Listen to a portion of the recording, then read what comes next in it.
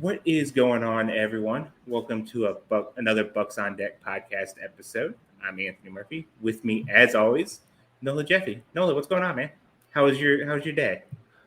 Oh man, wild day, wild weekend. That's what. From now on, it shouldn't be Nola knowledge. It should just be like what's happening in the day in life of Nola. That's fair. That's like we could have like a whole another podcast with the life and adventures of Nola Jeffy. Yeah, I mean, really, even leading in today, this my whole last like 96 hours, starting at like I don't know 11 a.m. Friday, all the way through today. It's just been a whirlwind. It's crazy. The exciting life. Me like I live such a boring life. Like I rarely have anything to talk about. Like I said, today's kind of like quote unquote like my off day, Yeah, if you want to call it that. I still have to do some like editing and like I'm still here watching the Pirates game regardless. And then I get up at 6 o'clock in the morning to do the podcast with NS9, and then we do this tonight. So it's kind of like a day off, but it doesn't really feel like it. But that's about as adventurous as things get for me. yeah. I mean, Uh, I got some time in there for a quick power nap if you want. I told myself I was going to, because I woke up and I was exhausted this morning. I told myself I'm going back to bed after I'm done with the NS9 show. And my dog had to use the bathroom. I took her out to use the bathroom. And then it turned into like a 30, 45-minute walk. And then I was just up the rest of the day. So, Yeah, and that's what I kind of because I had the jury duty today, which was just the supposed to be like the selection process, but at 3 p.m. they were like, "Oh, we came to an agreement and everybody can go home. That's it." And nice. I mean, there was a couple people there that they like this one guy like 10 minutes into after we got there, he just like passed out and slept the whole time. I'm like, that's what I should have been doing. Yeah. Missed opportunity there. Missed Yeah, opportunity. I was selected for jury duty one time. This was a couple years ago. It was right when all the sprints were like merging over to T-Mobile, and I actually used that as the excuse to try to get out of it. I said, "Well, I'm the assistant manager at a Sprint store, and we're converting to T-Mobile, and like these next couple days are like very crucial for like the switch over and the change and the remodel." And they just sent me a message back. Okay, you're good to go. Damn, that worked. So I'll keep that one saying in that mind. now, they'll probably hear this and I'll get summoned in again for Yeah, for, there for you go. something. So, but yeah, got a fun little episode today. Got talking a little bit, obviously some prospects. We're going to talk about some of the draft picks. We're going to talk about some prospects that maybe aren't having great seasons this year, but still are guys that we're kind of high on. And then we'll wrap it up with give his weekly preview. And I got like a little mini announcement. If you're on Twitter, you probably already know. Um, yeah. All right, so we'll go and get started with some prospects that are having down seasons, um, but guys that like either through watching them or maybe there's some underlying numbers or whatnot that we're still fairly high on. I guess maybe if you had them ranked on your top 25 when we did our final update, if you could remember that off the top of your head, I probably won't go digging. You can toss that out there, but I'll go and let you start, Nola. I know one guy that I probably know one of the guys that you're gonna mention here on there, and Yeah. I left him off my list on purpose just because I assumed you were gonna tackle him. So I'll go and let you get started Well, on it. well, yeah. I mean, you actually wrote about him the other day. Wilbur Dotel down in Greensboro. Um, which I mean, he actually even was on Baseball America's most recent top 30 update. I think 26th he was. It's just one of those guys that still got very intriguing stuff, especially when you consider he's in Greensboro. Earlier in the year, I mean, he touched triple digits, which in Mm-hmm. itself was like that, pretty badass. Yeah, And then impressive. I can't. Which stream was it? Was it Jersey Shore or Rome? I forget who. And Jersey Shore's the only one that I know for sure has the radar readings. There might be one more in so I there, think but it I was know the Jersey Jersey Shore. Shore one. Yeah, where we saw him, he was sitting more like 95, 96, touching 97. So he was down a little bit. And it kind of makes you question, similar to what they did to Bubba early last year when he was in Greensboro, where, he was sitting low 90s most of the time and then ramped it up later. So, probably working on a couple things like command and control. So you do wonder if they're maybe trying to do something like that with Dotel because, I mean, his walk numbers are still up around where you don't want to see him. There's a lot of games where, I mean, he's pitching real well, dominating hitters, and then just kind of falls apart in the third, fourth inning. But he's only 21. He's going to turn 22 here in a month or so. So still super young. I mean, there's a lot. It's a very live arm. I think it might have actually been Baseball America too that not attributed, but compared him to Luis Ortiz, who was kind of like a guy with big stuff. That took a little while to put it all together. But I mean, essentially, there's still a lot of high reliever risk, but I think there's still a lot in the tank to, come next year, 22, might see Altoona a more pitcher friendly park and kind of put things together with the, that high heat and that devastating slider at times. Yeah, Dotel's a guy that I think we both have been pretty high on over the last couple of years and stuff like that. Last year, at the end of the year, I think I can't remember what exactly we said about him, but it was kind of along the lines of like he's like still figuring out how to pitch. It feels like for me, it feels like I think he's probably one of like the inspirations for me wanting to do him and one of the guys I'm gonna talk about for doing this kind of segment on it, because just when you watch him pitch, if you just watch him pitch, like you'll have a completely different idea of what you'll think his numbers are something completely different than what they actually are, because like you said, the live arm, it's an explosive fastball, it's a good slider to go with it. It just feels like he's still in the learning how to pitch stage, and right. If someday maybe once it clicks and stuff like that, I mean, that arm is just, I mean, and then even if it has to kick back in the bullpen or something like that, like we already know he's hit triple digits before. That could be something he could do even more consistently if he turns reliever. And it's also, the downside of not getting a lot of data in those levels, because I know that was something we looked into a lot with in 2023 when it came to Urkelani and Dotel, where both of them were similarly where they would blow hitters away for 2 innings, but then you could tell they were kind of getting gassed and the velocity would drop a little bit, the shape of their pitches would drop, and they would start missing spots, and then that's when they would start getting smoked. So yeah, another year on the body, hopefully this can kind of. Do you have the do you have his innings in front of you? Yeah, it's one of these other tabs. 93.2 innings, so he's 15 innings over last year's total.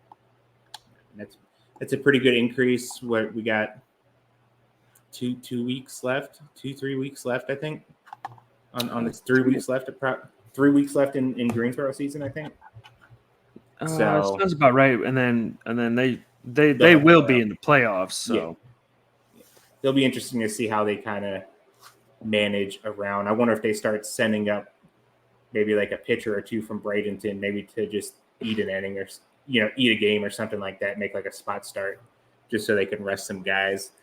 But the first guy I wanted to talk about, like I said, Dotel and this player were kind of like the inspirations for wanting to do this segment. I mentioned him on the 10 observations on Monday, but Jaden Woods is like I think every year I'll say it, that I don't want to be burned by like a lower level reliever, and then I find like a lower level reliever that I just really want to buy into, and I think Jaden Woods has kind of been that guy for me.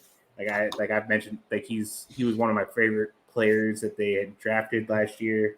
I kind of liked him even going through the draft process, but the stuff is there. The stuff is there. The strikeout rate's right at 30%. This is combined through Greensboro and Altoona. 4.41 ERA. Isn't horrible for a reliever, but like it's a lot higher with Altoona right now. I think it's like in the six or sevens right now for Altoona. The xFIP is almost a run lower on the season.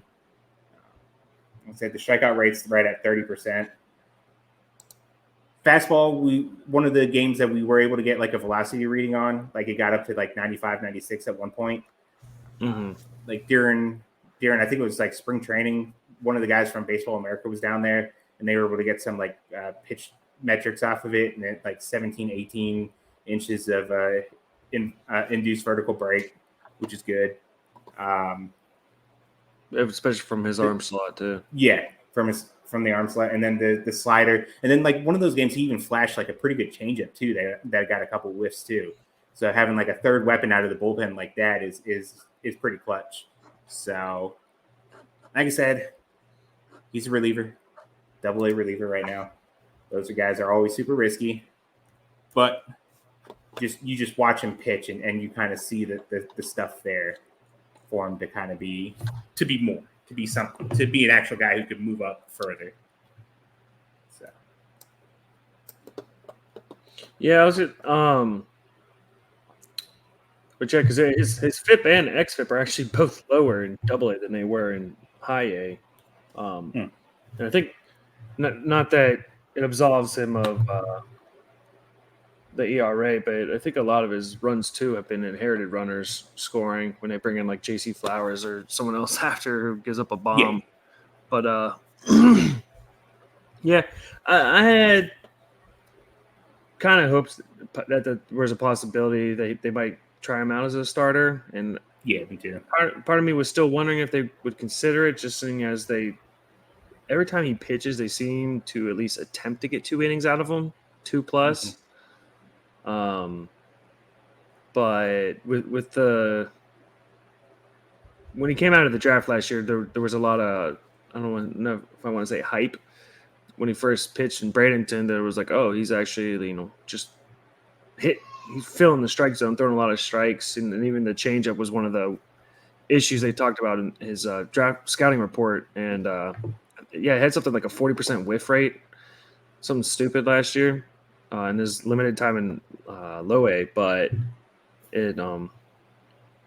he's probably a full-on reliever going forward. I mean, yeah, but a guy that's hitting 96 from the left side, there's a lot to like there. As someone that could seemingly probably move quickly. Yeah. So a lot of it too is like probably like he's getting burned by like the fastball like command inside the zone too. He'll miss inside the zone and he'll get punished for it, which obviously you can't excuse that kind of thing because that's a big part of pitching, especially in the upper levels. People are going to punish it there, but he's moving relatively quickly. I mean, is from the 2023 class outside of Paul Skeens, obviously, like he's the guy who's up the highest, right? I don't think there's anyone else from last year's class. I don't even think there's anyone in AA with him. That's from that draft class. Like Mitch Jed would be in high A. Yeah, which I'm trying to think if there's an arm, but yeah, I don't think so. It doesn't feel like it.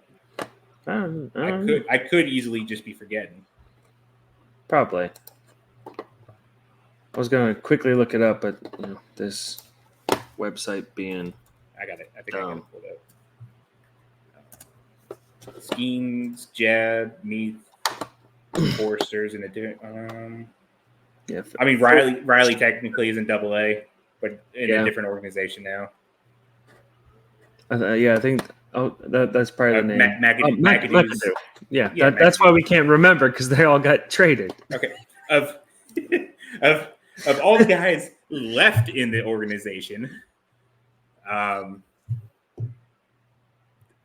Jaden Woods is the highest guy not named Paul Skeens in the org. So they did move him up a little bit quickly. He did have like some arm issues last year too. So Yeah. I mean, he was clearly dominating like high A. Like I don't think there's much left you could have done with him down there. So I like the aggressiveness with it, but they did push him fairly quickly. He's already in Double A. So I'd imagine he starts there next year probably, and just kind of lets him work from there, kind of thing.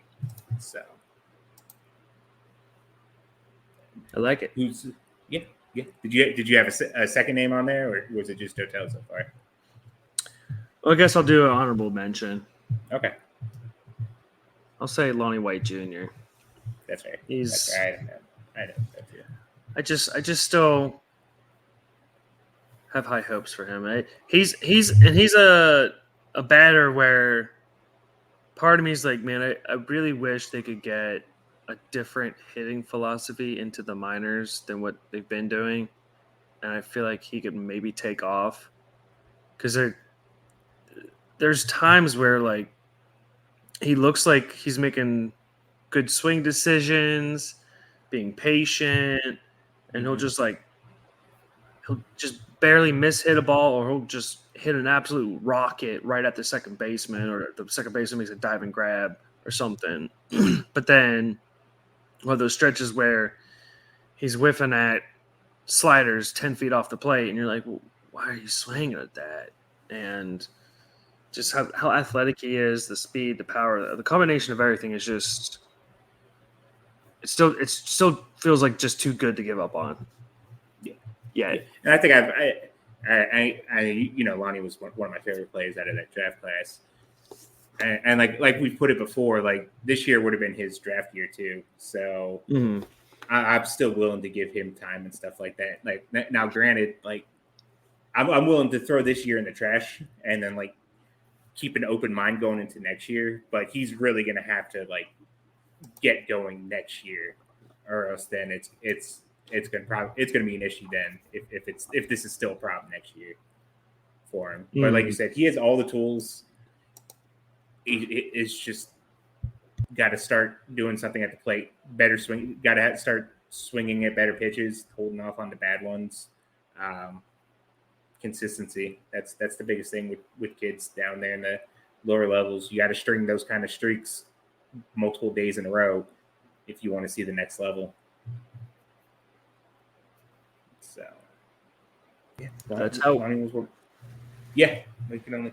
Last guy I wanted to bring up. Another guy I talked about too.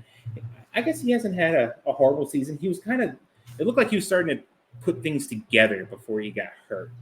And then now that he's back, there's some clear rust on him. But Christian Curtis has always kind of had like this stuff, but it's like he's got to throw the strikes. And I think watching him this past week, it looked like it was probably around like the second or third inning that you can kind of just see a moment where it kind of just clicked for him. And he started attacking up in the zone with the fastball. He was getting some whiffs with it, pairing it with like his slider. There's just the combination of pitches and the fastball plays so well up in the zone. If he could just start throwing more strikes, like I think the Pirates are really could be working with something there. And it's like he's had arm issues. I don't think we ever got official confirmation on what the injury was, but I watched the game that he had to leave early, and it kind of looked like he like misplanted on his leg or something. So I don't think it was an arm injury he was out, which is good. Which is good. We'd hate to see like another him dealing with more arm stuff, but just a guy when he's throwing good and throwing it in the zone, like it's almost unhittable at times. And like I don't care what the numbers say, like just he passes the eye test for me whenever he's going. Well, it's funny. If it's funny, you should say what the numbers say. I actually just pulled up his pitcher card, and I mean the numbers love him. Stuff plus at least TJ stats. Yeah. Yeah. I'm curious what his last start was because those are some pretty numbers. It was like I think his last start it was like 3 1/3, gave up a hit. It was like three walks and 5 Ks, but he struck out like the 3 of the last 5 outs he got were all strikeouts. Like it just kind of finally clicked for him at one point, and like he was hitting the fastball up in the zone. Hitters weren't coming close to it, working the other pitches off of it. So well, that's what it seems like. Maybe he could build off that. It was probably one of his worst fastball stuff plus days, but you can see from the rolling pitch chart that the fastball shape wasn't there to start. Then let's see, about 21 pitches, it popped up back over 100 plus stuff plus, but then kind of started declining as he kept one. So could be a little bit of a rust. Yeah. Ordeal. I think rust and it probably having to build the arm back up a little bit too. So he probably started get going and then probably started getting tired a little bit. So that's where the shape and the stuff plus started to come back down a bit. Which I guess, to be fair, we got to be kind of careful with low A pitch designations. But on the season, his season summary has 4 pitches above 100 stuff plus, and then 1 at 98 and 1 at 96. Mm-hmm. Well, he said, does it still have it listed with a fastball and sinker for him? Yeah. So he told me that it's really only the 4-seam he threw, but when he gets out of rhythm and his arm starts kind of tired and his arm starts kind of falling behind, when a release point adds a little bit of extra movement to it, which causes it to show up as a sinker. I guess I can see that because I've induced vertical break drops about an inch and a half, but the horizontal break jumps almost 4.5 inches. But the spin's the same, the velo's the same. It's all a 4-seam. It's all a 4-seam. It's just when his body's getting out of whack, or if he gets tired a little bit, his delivery and all that kind of stuff. Which I did kind of wonder if maybe that's in part why they felt so willing to give up on Patrick Riley, not give up on Patrick Riley, but willing to trade him, and that maybe they see Christian Curtis as a more long-term, better pitching prospect. But we can at least I can see that if only because I don't think I've ever what was it? It would have just been Jersey Shore that we got the velocity readings off of him, but all the reports and all that stuff. I feel like most people were saying the fastball for Riley was 92, 95, topping 97 at max. So the velocity wasn't great. Obviously, the shape on it was really good. The shape, the reports on the induced and everything was really good. But I mean, Curtis's fastball, he's gotten up to 97, 98 with it. The shape's still fairly good on it. Comes from a little bit of a higher arm slot than Riley did. But I could see that. I like that thought process. So yeah. All right. So we're gonna shift gear a little bit to the draft picks. What is it? I think it's about 6 draft picks by now, or 6 or around that have made their pro debuts with Bradenton. 6. Man, I'm good at this. You got a good brain. Yeah, brain smart. Not just a hat rack, my friend. I forgot my Fred Nats hat. So 6 draft picks have made their debut with Bradenton. 5 hitters, 1 pitcher. Figured we'd go through a couple. I guess we'll go ahead and talk about the pitcher just up front since it's the only one on there. But Connor Whitgriff pitched the inning in relief. I think it was Tuesday. Mm-hmm. 1 inning, 1 hit, which was a blue pit that Valdez dropped into fair territory. So if he just makes the catch, it's a clean 1-2-3 inning. Mm-hmm. But then it gives him an opportunity to get a third strikeout. He pitches on Saturday. He actually gets to start 2 innings, 3 hits, an earned run, a walk, and another 3 strikeouts. So in 2 games last week, 3 innings, 4 hits, an earned run, 6 strikeouts. I know he's the guy that I would probably say we talked about the most last week, just because we were trying to figure out what kind of pitches he was throwing. Because you mentioned it before with like Curtis and the pitch how they categorize pitch is looking at it, we didn't really feel what it's saying he was throwing is what he was throwing. And I'll kind of let you kind of describe, go into detail on that. I mean, I guess the first thing that kind of popped off to us is the sinker, which, likely a two-seamer, which was it Clegg? I think I found that tweet of. Yeah, I believe it was him. I think it was one of the but mentioned that he throws a two-seam, four-seam. I think they said curve, slider, and cutter. Yeah. Well, I think that was someone from BA that posted that. Was it BA? Ponce. I think it was someone. It was Jeff Ponce, actually. Yeah. I think it was someone. It was someone from BA. I just remember the watermark on it. Now that you say that, yeah, Jeff Ponce, I think is who it was. So yeah, he was clearly, pumping the two-seamer, especially when you look at the shape of it. It has the flatter approach angle, and again, arm slot. He's more of like a down around the shoulder side arm slot, and he was 92, 93. I think did he touch 94 in there? I think it was like 93 something. I don't think he ever hit 94s. Yeah, I think it was 93 point something. Yeah, I think even just the fastball alone, we were like, oh, okay, this looks kind of nice, kind of like in the look at this right now.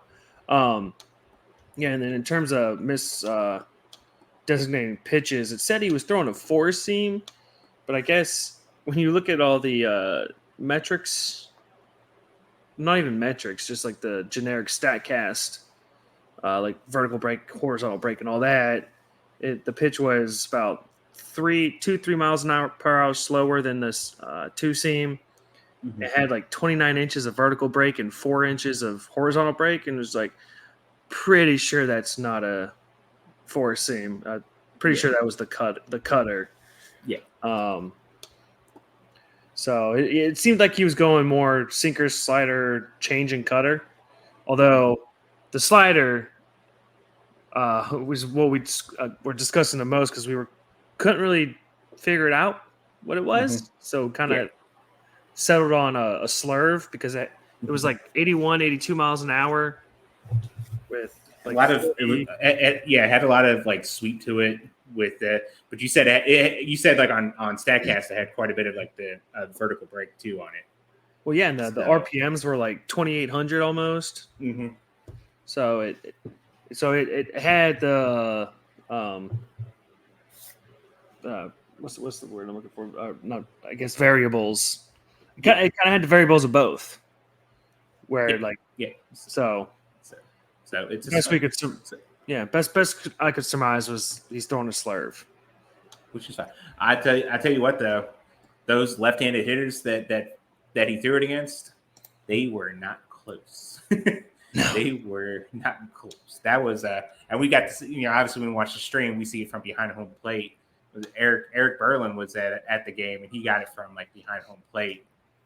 Man, that thing moves away from lefties. So definitely gonna be someone to watch. Like, I mean, he's a reliever, but another guy. The lefties are always interesting to watch. Like you mentioned his arm slot. I think it was like, if I remember correctly, it was like a 5.2, 5.3 arm slot, which I finally found it like on Alex Chamberlain's table on there. Like the average arm slot's about like 5.8. So so he's throwing about like 5 inches lower than average. Yeah, what average is. So, when you can throw a fastball from there and then mixed in a slurve is what we're calling it. Going to be pretty tough to hit, especially in the lower levels. He'll be a guy that kind of blows. He could be a guy that I can see blow through the lower levels pretty quickly, unless they kind of treat him like Cy Nielsen and leave him in Greensboro for a weird amount of time. Yeah. So, but even talking about him kind of made me not to bring it back a little bit. Someone that I'll be at least a little intrigued to see how he comes out next year. After a full off season with the Pirates, is Connor Oliver. Yeah, Just because yeah, he's another guy where there's times where he looks unhittable, and then other times where he's just getting smoked. So yeah, something not too dissimilar to how Parachi looked like a roster filler last year, and then came out this year and he all of a sudden looked like someone that maybe could be somebody. yeah, yeah. And Oliver, he kind of fits like the mold what the like the Pirates like kind of. And I think you made almost that instant comparison to like Bailey Falter, Yeah. right after like the first game we saw him. A tall lefty extension, doesn't throw it overly hard. A lot of induced vertical break on the fastball, so he's very much like a kind of guy that the Pirates target. He pitched really good last week too. That was probably the best I've seen him all year. One of the best games I've seen him pitch. So yeah, he'll be a guy to watch too. So I mean, but shifting a little bit to the hitters. I know there's one guy that we're gonna we can go and talk about first because I know you were really excited when the Pirates drafted him. You're kind of like banging the table for him in the group chat for the Pirates to take Will Taylor. Will Taylor. He has one hit so far, but it was a pretty good one. Yeah, smoked it. Grand slam. Went up the ladder to get it too. And which was pretty impressive. I don't think any of the hitters have really stood out yet. Like I even asked Wilbur this before he came on the podcast. Like if anyone has really like stood out, and he's like not really yet. He said maybe like Taylor because of the hit, or Nathan Legay. He had those couple of hits on Sunday. So, but I mean Taylor, he has a 8.6 chase rate right now, out of zone swing rate, 81.2% zone contact rate. He has the grand slam. It's just right now he's not really squaring anything up. Like his max exit velo is 100.2, 98th percentile is like 98. So he's not really driving the ball a lot outside of even the home run that 100-mile-an-hour max EV wasn't even the home run. Like the home run hit was like 97, 98 off the bat. But it was a good part of the park to hit it to. Yeah. And maybe the wind got it a little bit, that kind of stuff. But what have your early thoughts been of Will Taylor? I guess just of what little we've seen him so far. I mean, I've kind of actually called him or not called, but said the right-handed Sammy Ciani vibes. And Murph's shaking his head, but he knows I'm a Ciani lover. But I'm out on Will Taylor. it's just he doesn't seem overly aggressive to where like he's willing to take a pitch, and he doesn't really take a lot of bad swings. It seems like he's just missed a couple, but he's also like that. Yeah, that home run was smoked. I do like seeing that he's already getting time in center field. There was it a Deuce not Deuce, Severino. Hit that double. Yeah, where Taylor went first to home. So, that's promising for the whole ACL tear that he suffered. So that feels good. And also the playing center field. So he's someone that I was curious to whether they're going to get his feet wet and maybe let him join Greensboro for a playoff run, but we'll see what happens. But very very limited, very very small sample size. So far I've liked what I've seen from him in pro ball. That's right. It's a good start. Like given too, like none of them have really done a lot, but like we're also still talking about like really small sample sizes thing with this stuff too. So I don't think there's any cause for concern that if we say that no one's really standing out yet. But there has been signs. There have been signs. Like you said, I mentioned that in the observations too. That for someone who had like the ACL surgery and like I think it was like BA wrote up that like the speed has really taken a hit because of like the injuries and stuff like that. Mm-hmm. Didn't really seem like it there when he did the first to third. Let's see, because they said he got around the it used bases to be- pretty well. Yeah, because I think they said it used to be like plus speed, but the knee kind of got into that a little bit. But yeah, He's someone that's interesting. I think he would have to have like a really good week this week for them to debate moving him to Greensboro. But I would love it if they move somebody up by the end of the year to Greensboro. which I guess he's probably an unlikely source just because he did miss a huge chunk of the NCAA season too. So because of injury. Maybe someone that could be just because maybe they can use another middle infielder. Deuce Gorson, like we said, another guy that statistically probably some of the numbers you're not going to want to see, but another guy with the zone contact rate of over 80%, the chase rate's under 20%, hasn't really driven the ball too much yet. Max EV right at 100, 90th percentile is 98.8. So both of those are kind of like below average, not great numbers. Kind of makes you kind of concerns you maybe a bit knowing the Pirates' history of taking middle infielders that aren't going to hit the ball very hard. That he may be one of them, but well, I'll say at least like looking at his card now, he's got a nice sweet spot percentage. Yeah. So he's elevating. He's at least elevating the ball.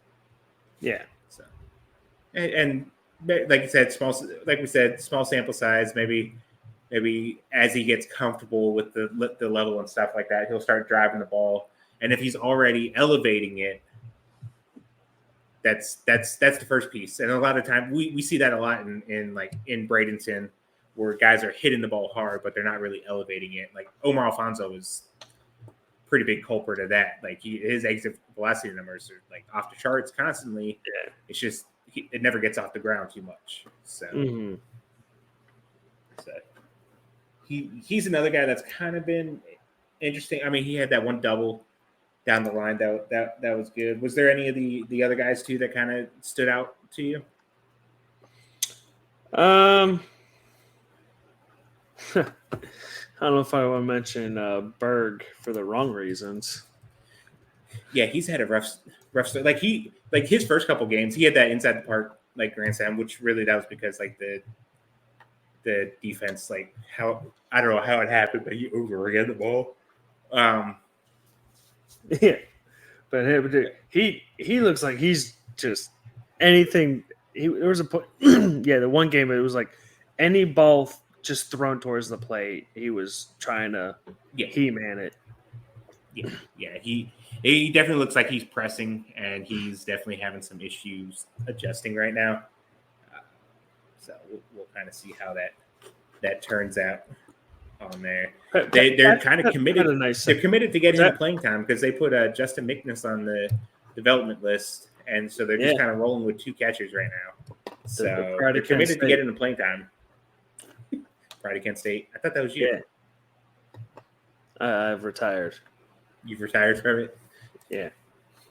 That's fair. I'll say, but Patrick was looking a little rough that one bridge game we saw, and I think his debut Marauders game, but he looked a lot better his next game. Yeah.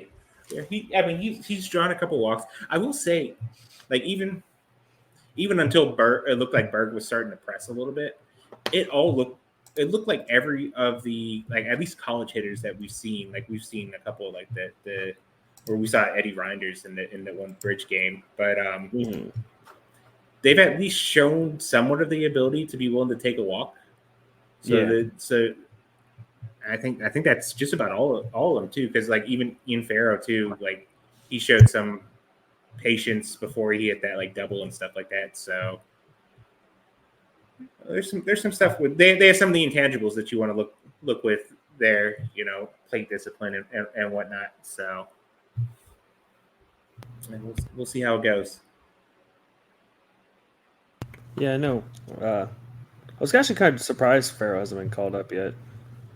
I kind of thought that. I mean, I guess we're just judging it off of one game, but Farrell would have got the call before Patrick did.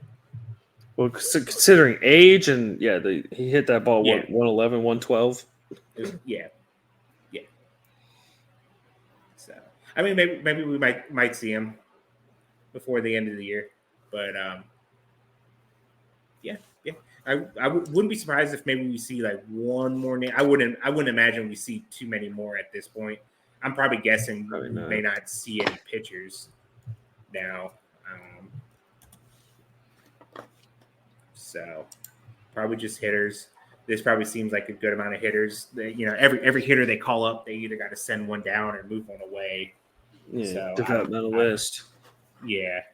So I don't know how many more names in Bradenton that you're kind of willing to do that to. So, but yeah, just an early look at some draft picks, and I guess we can go ahead and hit up the weekly preview. You've got that pulled up. Yeah, I mean this one should be actually pretty quick. Okay.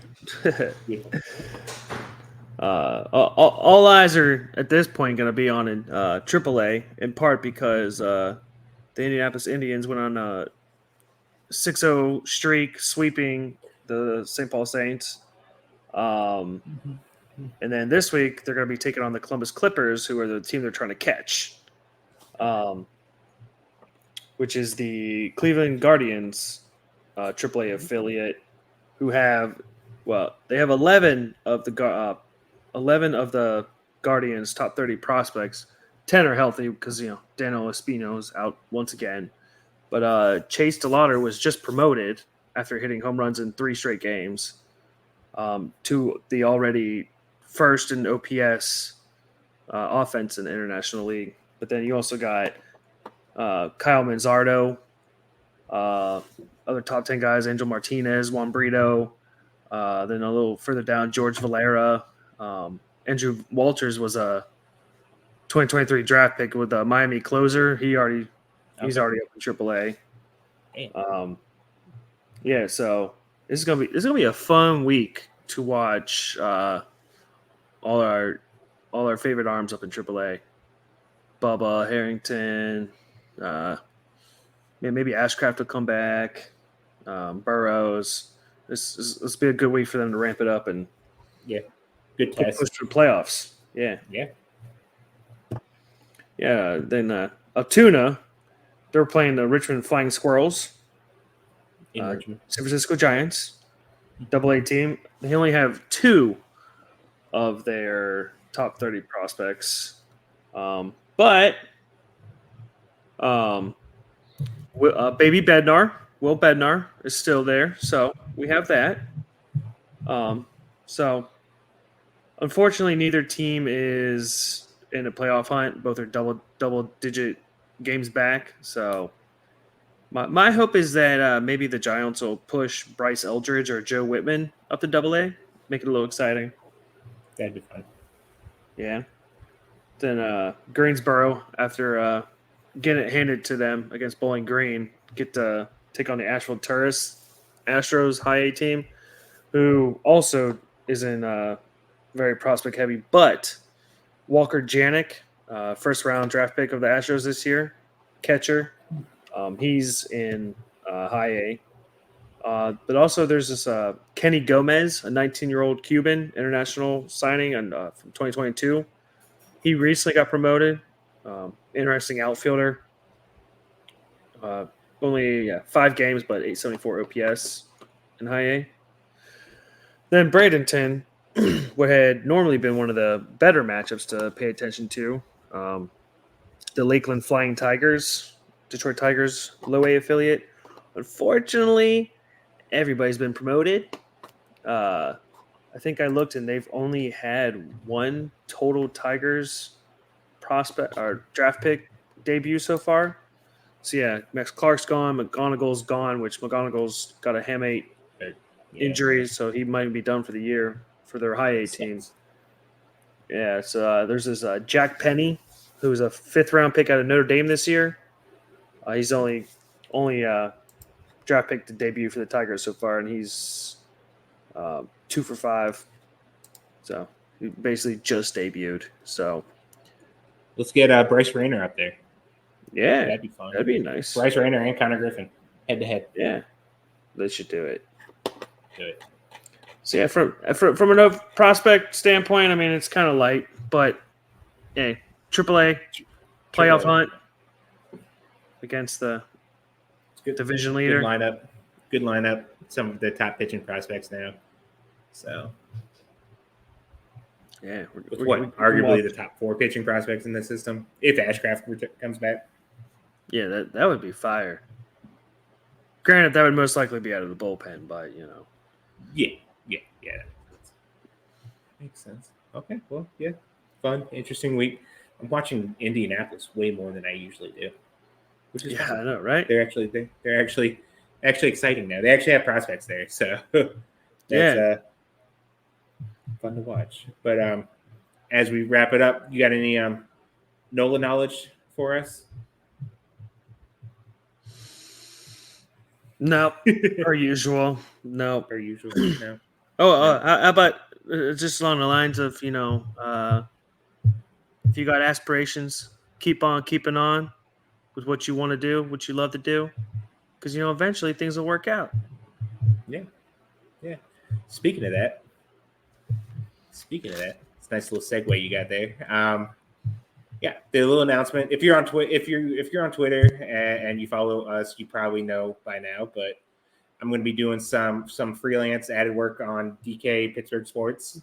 So head up some minor league coverage there. Nothing changes with Bucks on Deck, but going to do some features there. Going to help them out with their little live feed that they do there. I checked that out. It's really cool what they have there. It's like their own little mini Twitter feed that they have going on, and most of the alerts get sent to your phone if you have the app.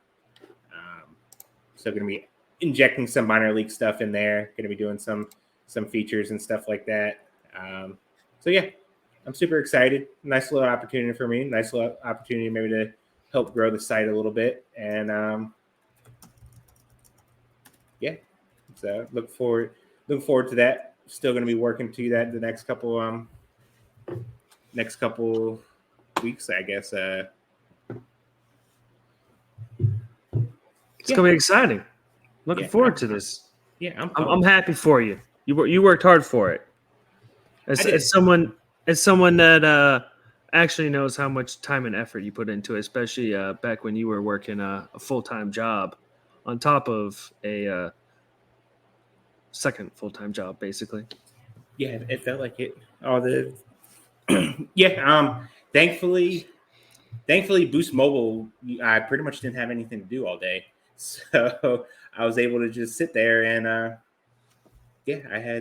usually had like 3 or 4 screens working. I even used one of the work screens there, had games going, and it's been a long, hard road, and finally some breaks. I mean, I'm not going to put down Bucks on Deck. What that's been able to do and stuff like that for me and for us, and how we're able to grow that and everything, and the opportunity just Bucks on Deck alone has given, that the support of the site there allowed me to do Greensboro last year. Let me go to Bradenton for a whole week this year.